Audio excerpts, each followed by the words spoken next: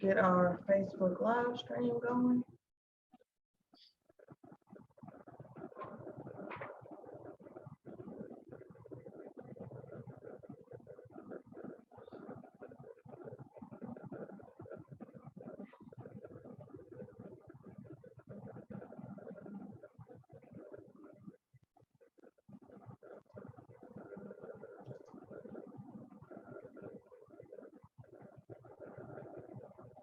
Good morning, Facebook Live. We'll be getting started here in a couple minutes, few minutes, some minutes.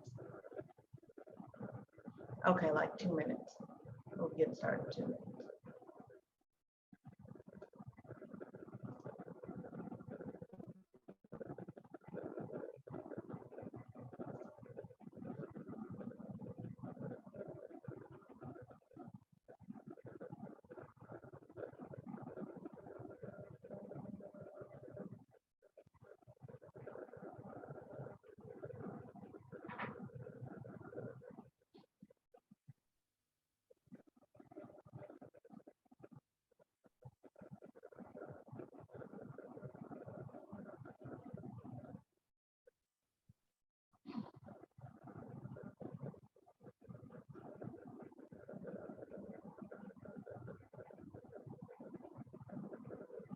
All right, legal ideas playing.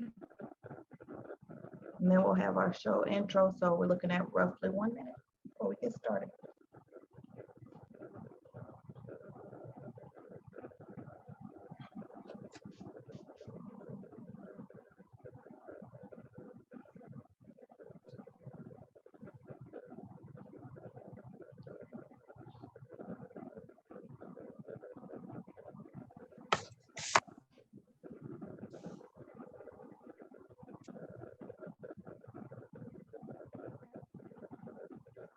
Intro is rolling.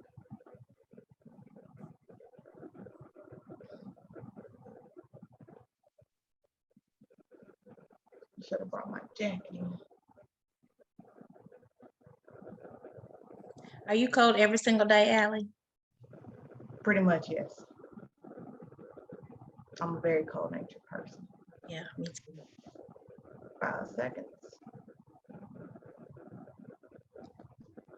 Kelly K 102.5 FM. Good morning, and welcome once again to Community Conversations. I am Allie J. Tabor, and our guest today is every fourth Wednesday of the month, Miss Kenya Ward, licensed clinical social worker. Good morning, Miss Kenya. Good morning, Miss Allie. Good to see you. Good to be with you. Good to see you as well. You sent me the topic this morning, and I just got to ask, what in the world is that? Okay. So this morning we're going to talk about, again, this is our mental health segment. So we're always talking about things related to mental health. So today we're talking about a form of treatment or a modality or a method or a mode of treating trauma and other disturbing events that one may experience. So it's called EMDR. Those are the letters. They stand for eye movement. That's the EM, desensitization, and reprocessing. EMDR. Ready to jump in? I'm ready. Okay. So this was developed in the late 80s by a woman, Francine Shapiro, and what she wanted to do was find a different way to treat PTSD. Now, this is not just a treatment for PTSD. Again, it's for any type of trauma, any type of distressing event or memory that has you stuck. And when I say stuck, I just mean it's something that you feel like you can't recover from. Somehow there's a memory, a thought, a belief that is intrusive into your daily life. It's causing flashbacks, it's causing nightmares. It won't let you live, be, or act in your fullest potential because you're kind of stuck. Some examples could be some abuse that you endured as a child, or a car accident, loss of a loved one,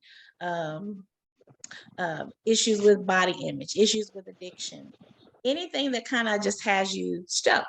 or is a point for you, we can use EMDR to treat that. And so EMDR is a modality that's very different from just talk therapy or psychotherapy or just sitting with your therapist, processing through, talking through events. But what it is it uses eye movement that, as when it was initially developed, it used eye movement. The story is that Shapiro was walking in the park and she realized that the ways her eyes moved made her feel more calm when she was there. And so she thought maybe she could use the eye movement to help people with traumatic events. So the eye movement just means that it's the way to stimulate the body on both sides. We call that bilateral, which means two. So we have to stimulate the body on both sides. And so the idea is you follow with your eyes, not your whole head, just your eyes, left to right, kind of like if you were watching a ping pong game, except you wouldn't be moving your head. You'd only be moving your eyes to follow fingers or a wand or a light bar, or we can hold buzzers in our hands. And I will set the buzzer, feel the buzzer in both hands, one at a time, one after the other, one after the other. If there is someone who has migraines or any kind of neurological issues, we don't use the eye movement because we don't want to trigger some negative response by the brain. So we can do what's called tapping, and that is you can cross your arms across your chest, touch your arms, and pat both sides, both arms, one after the other. Or you can cross your arms across your chest up higher and tap both shoulders. Tap, tap, tap, tap. Or you can put your hands in your lap on both knees, one hand on each knee, and tap, tap, tap, tap, tap your knees. So there's a lot of different. Anyway. I said I do that a lot anyway. Do you? Is that a nervous thing or is that a soothing thing? Yeah. I think it's something of both. Okay. Because I usually do it when I'm nervous or when I'm bored. I'll just kind of tap my hands on my knees. So you're stimulating yourself bilaterally, whether you know it or not, you're stimulating yourself. So there's something positive that you're deriving from that. That's why you're doing it. Whether it's just to make you calm, whether it's a distraction, there's something positive that you're getting from it. So, but before we get to the bilateral stimulation, there are steps. So there's like 8 phases in EMDR.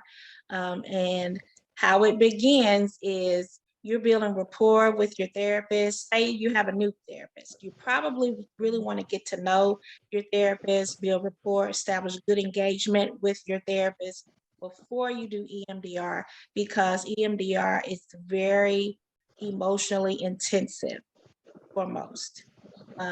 It makes you dive deep into trauma and makes you dive deep into the feelings and emotions and the beliefs that are elicited by trauma. So you need to trust the person who's guiding you to that place.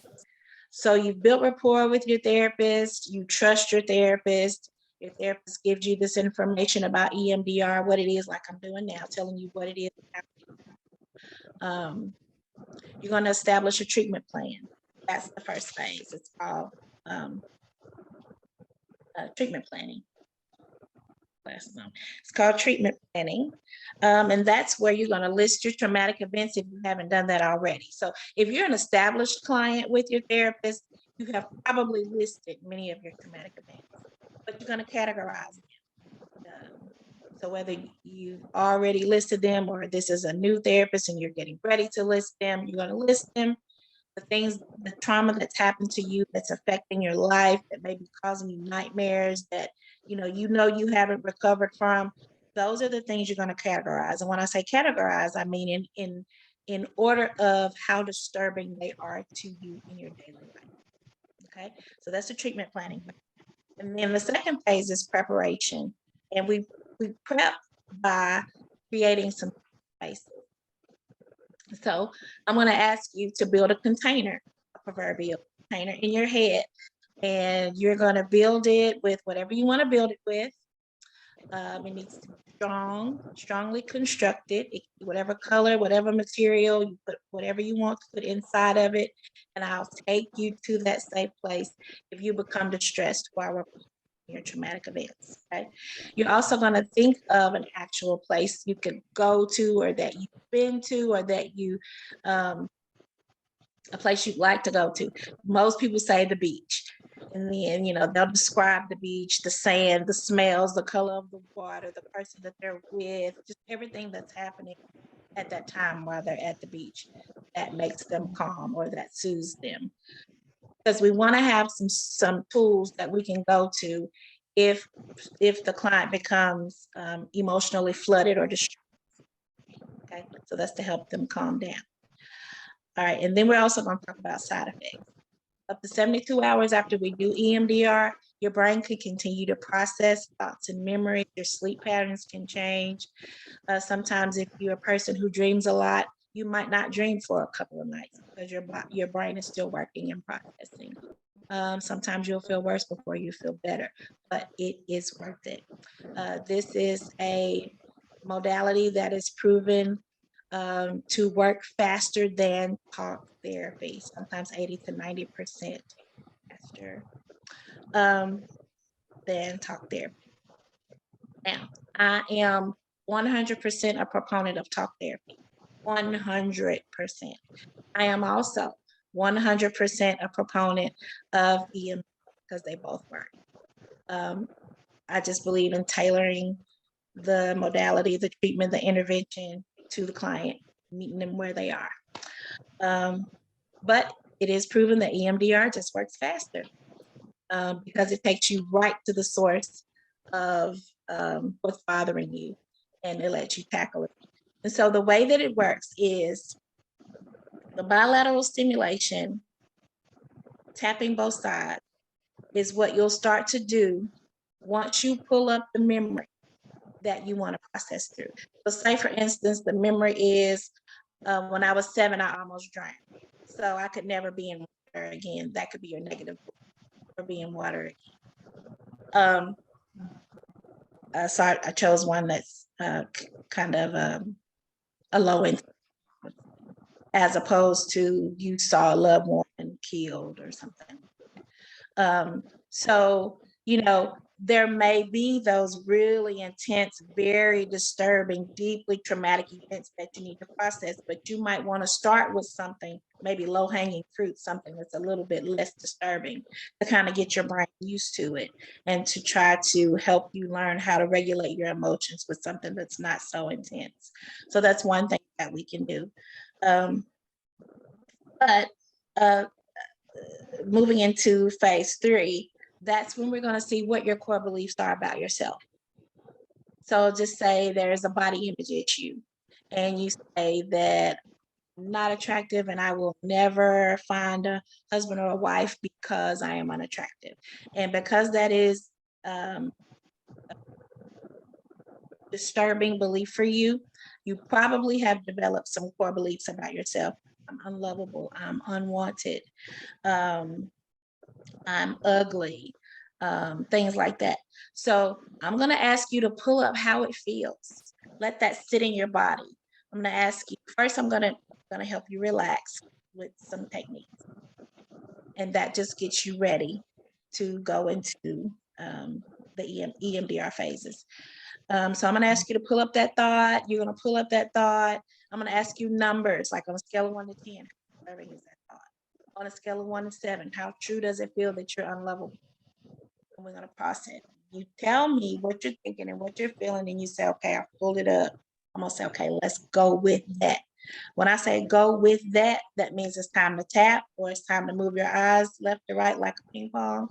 And we're going to tap, tap, tap, tap. And what that does is it stimulates the brain, the left hemisphere, right hemisphere, to communicate with each other so that they can decide, or the brain can decide, okay, this memory, this thought, this belief no longer needs to be intrusive. Let's process through it. It's no longer raw. We're going to make this a distant memory. so that when you are triggered again, or if you are triggered again, your brain will process this as not a raw memory, not a disturbing memory, not a threatening, but just a memory that passed. And it no longer has a charge or the power that it had. And so that's the idea. That's the idea. So that's the reprocessing part. It's a desensitization, and then reprocessing. We don't want you to be as sensitive to that thought. We don't want you to be as sensitive to that negative feeling. And then we want to reprocess, add a positive thought. So, for instance, if you feel like you're unlovable or you're unwanted, that's your negative belief. But I'm also going to ask you, let's counteract that with a positive belief. Even if you don't believe it, what would you like to? And they may say, well, I'd like to believe that I'm worthy of love. I'd like to believe that I am a process. I'm going to process you right through that. And I'm going to ask you to close your eyes, pull up how it feels. Even if you don't believe it, pull up how it feels to believe that you are lovable. I'm gonna say, go with it. Tap, tap, tap, tap, tap, tap. The shoulders, the arms, the lap, or moving the eyes from side to side. 15 seconds, 25 seconds, 30 seconds, however long it takes, to get the brain to start to accept new patterns of belief. Now, I'm gonna say, this sounds freaky. What do you think? Does it sound freaky? Unrealistic? A little bit. Little bit?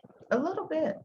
I believe Yeah. it. Before I was trained, I was very, very interested and a bit skeptical, but I actually experienced it. So I've actually through EMDR. I've used it several times training, dozens of times since my training. And this is some of the things some of the responses that I get. This is unbelievable. I feel relief. I feel calm. I feel different. I feel giddy. I felt giddy in decades. I feel lighter. I see sunshine, just strange things. Like I see birds flying to a windowsill. I see beautiful clouds, just all kinds of things. But then the best part for me is when they come back the next week and I revisit. It's called the reevaluation phase. And I revisit and I said, oh, so whatever that disturbing belief was that we processed through, I'll say, how did that affect you? How did feeling unlovable come up in the past? And they say, I didn't even think about it. It didn't even cross my mind. And that is the power that EMDR has. So, yeah, it just teaches your brain to not be in fight or flight all the time. It teaches your brain to be calm. It teaches you to self-regulate. It teaches you to self-soothe. And it teaches you to have new positive patterns of belief. Basically, that's what it does.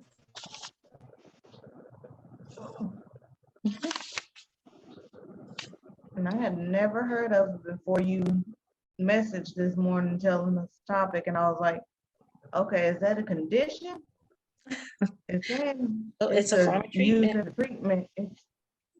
So it was originally developed to treat PTSD, but we can also treat depression, anxiety, panic, phobia, of course, trauma and PTSD. Yeah, anything that's distressing, anything that's we can.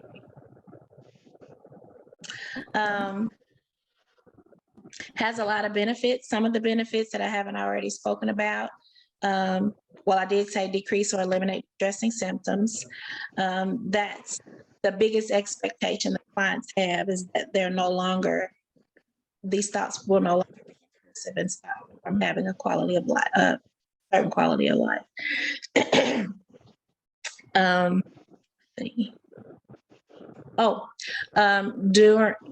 I told you we would list the traumas, categorize the traumas, but you don't really have to go into a whole lot of detail. Your brain's going to do the work. You know what the trauma is. You don't have to verbalize it to me. you follow my lead, your brain is going to start doing the work on its own. All you have to do is, when I say pull up the thought, pull it up. When I ask you what feeling comes up, or what insight you have, or what other memory comes up, tell me what it is. It doesn't have to be detailed either, because you know it, your brain knows it. What's going to be important is that you say what's really going on. It doesn't have to be in great detail, but then it helps me to process and how long the process. Process means the bilateral stimulation, the tapping part. Okay. Sessions are normally an hour. So from the time we start gathering information, we establish your safe place, the tools that'll make you safe. If you become emotionally flooded, also, if you become emotionally flooded, we will have already developed a signal. Usually people just say they want to throw their hand up like a stop signal. Okay, tell me to stop. And if you tell me to stop because your emotions are flooding, I might say, okay, let's slow it down. I might say, because we want you to feel safe the entire time. I might say, just think of this emotion, this heightened sense of emotion as a train that's passing by, because you want that emotion to just pass by. You don't want to sit in it, not for an extended period of time. You want it to pass on by, pass on out of you. But if you're adamant, I'll stop. Let's see. This will increase your ability to tolerate, process new negative experiences. And again, most importantly, is it allows your brain to just do the work. Your brain will just do the work if you let it. And you're going to get out of it what you put into it. If you can let your guard down, if you can use those calming techniques that we use in the beginning to really, really calm down, slow your breathing, clear your mind. When I say pull up that negative thought or that disturbing event, you really got to go there. You really got to pull it up. But I'm going to help you to process it to bring you to a different place with some positive beliefs. So that's where the trust part comes in. When I ask you to go someplace you don't want to go in your mind, you have to go there. You have to trust me that when I take you there, if you become distressed, that I can help you come back. More than trusting me, though, you got to trust yourself that you can get through the process. You're strong enough to get through the process. I mean, think about it. If you're strong enough to be anxious all day, every day, if you're strong enough to be scared all day, every day, and still live and still be here, that takes some fortitude. But the flip side of that is, if you can just sit in those emotions for a bit, maybe an hour, if you can just sit in those emotions, most times it doesn't even take that long before we start getting to the positive or the adaptive beliefs. If we can just sit there a little bit, it'll be well worth it. Well worth it. Now, do people always get a transformation in the first session? Absolutely not. Many people do. It depends on how disturbing the trauma is, how long you've been dealing with it, how old you were when it happens. So there are a lot of variables that'll determine how successful it is for you. But I would say the most important thing is don't give up. Don't give up. Allow yourself to feel what you feel.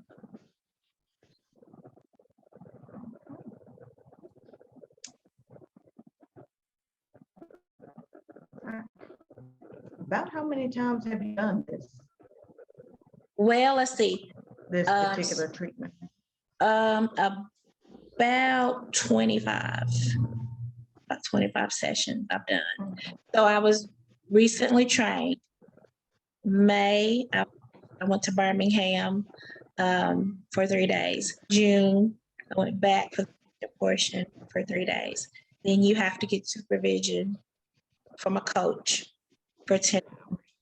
And then there, which is like Zoom, and we're on a Zoom call and we're all talking about practice and what we're doing, and we're getting feedback from the coach. He's giving us guidance about what we're doing. I've done about 25 sessions. And it's just been miraculous changes. I said miraculous because that's just what it seems like. I know it seems unreal. Some people say it seems like hypnosis because of the back and forth or the eyes moving from side to side or the tapping or but you're completely conscious, you're completely aware, and you're completely in control. You might not be able to, excuse me, you won't be able to gauge how emotional you will become, but you're still in control if you won't stop. Okay.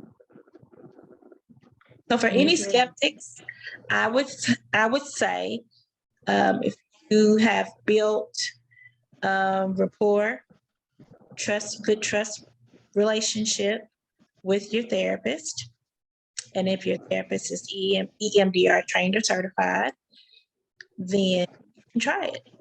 You can begin it, like it, and stop it. I would encourage you to research.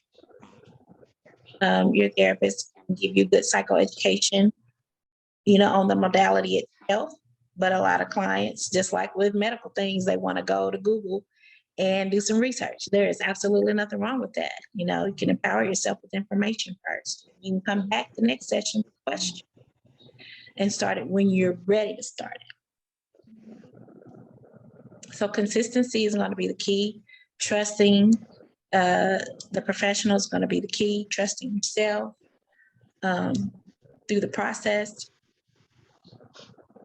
be very beneficial. Also, when you're looking up medical conditions on Google, just be careful. Because everything is going to tell you you have this major disease and you're going to die. Yes. Get a second opinion. So and I mentioned that not because it's the best thing to do, but I mentioned it because people are going to do it. People are going to do it. But it still is good. Just say, for instance, you've been diagnosed with hypertension. The doctor says you got high blood pressure and you need medicine. Well, the doctor may not sit there and go through what the body does and what the heart does and how the blood is pumping and what causes your pressure to elevate, but you can go and you can research what causes it to elevate. I'm not saying do research to diagnose yourself. I'm not saying that. Please leave that to the professionals. But I am saying, like, if you have a condition, you can go look it up. If there's a certain treatment that you're interested in, not just EMDR, there's lots of other treatments. My favorites are CBT. I use CBT a lot. That's cognitive behavioral therapy. And that's just changing the way you think so you can change your life circumstances and the way you move through the world, changing the way you see yourself, changing the way you see your environment, changing the way you see others. And then, adapting your behaviors accordingly. So talk therapy, again, I'm 100% for it. All of my clients do not need EMDR. Mm-hmm. I've had people come, they just want to figure out how to quit their job. They just don't have the courage to do it. And so, we process through that. I support them. That's it. Everybody doesn't have trauma. Everybody doesn't have some significant life-altering event that happens. Everybody is not mentally ill. Some people just need problem-solving help. And that's one of my major issues is problem solving. Problem solving. Yeah. Having support to problem solve, even from me, is invaluable. It is invaluable to have support just to solve problems. I have an excellent therapist that helps me do that. Yes. So can I say where I am, Foundations? Yeah. I'm at Foundations Wellness Practice at 500 West Washington, Jonesboro, Arkansas. Our phone number, 870-229-0302. Just about all of our therapists are EMDR trained. And we take most major insurances, of course, and self-pay, and some Medicaid. Some of us are taking Medicaid. The load is full right now, but you can still call and find out if we have some services that will work. We are here to help. We love what we do. Awesome. Thank you so much, Ms. Kenya. As always, it has been a pleasure talking with you and pleasure to be here. If you guys have questions, comments, concerns, you can reach out to Ms. Kenya Ward. Again, she says she's at Foundations for Wellness Practice. Mhm. And if you guys need help getting in touch with her, just call Kaylee K. We know how to get in touch with Good. her. So, And all of us here at Kaylee K, we are big supporters of mental health. Because we know that when we are together mentally, everything else just kind of falls into play. right. When you have good mental health, your physical health is better, your emotional health is better. Absolutely. It's just, it all works better together. Your spiritual health can be better. And never think that seeking mental health and self-care is selfish, because you are better, not only for yourself, but you're better for the people who love you and care for you. And that you, even the people that you work with, when you are well mentally, not just physically, but also mentally, you'll find there's a freedom in having good mental health. Yes, and also seeing this a lot in the African American community. Don't feel like it's a sign of weakness to need help. People are created to need others. That's Absolutely. just how we're created. We need people. Good point, Allie. Anytime, thank you. So anytime that you feel that you need help, there's nothing wrong with reaching out and getting that help. I don't mind to tell you, I see a therapist. I talked to her last night and we had a good old conversation and I feel good today. Very So, good. You're better for it just- today. That's good. That's Yes, ma'am. Thank you, guys. It's a pleasure, as always. Thank you. Thank you so much. And as always, thank you guys so much for listening to KLK 102.5 FM. Don't go anywhere. It is all Gospel Wednesday, midnight to midnight, nothing but great gospel hits here on KLK 102.5 FM. Okay. Allie, have a wonderful day.